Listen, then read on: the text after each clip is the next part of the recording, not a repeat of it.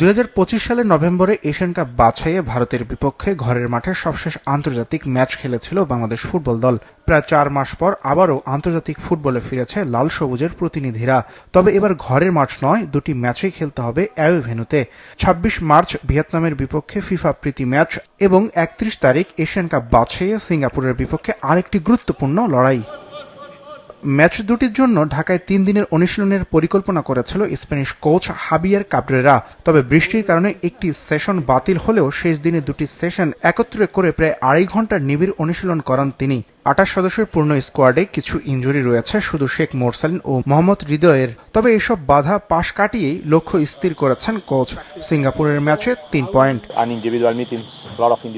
এখানে অনুশীলনটা যতটা সম্ভব প্রতিপক্ষকে মাথায় রেখে করার চেষ্টা করেছি।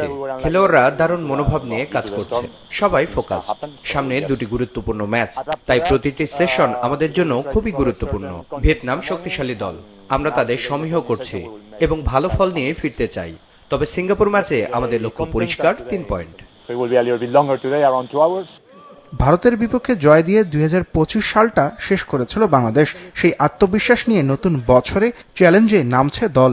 তবে কার্ডজনিত সমস্যার কারণে সিঙ্গাপুরের ম্যাচে খেলতে পারবেন না ফরওয়ার্ড রাকিব হোসেন ও ডিফেন্ডার তপু বর্মন।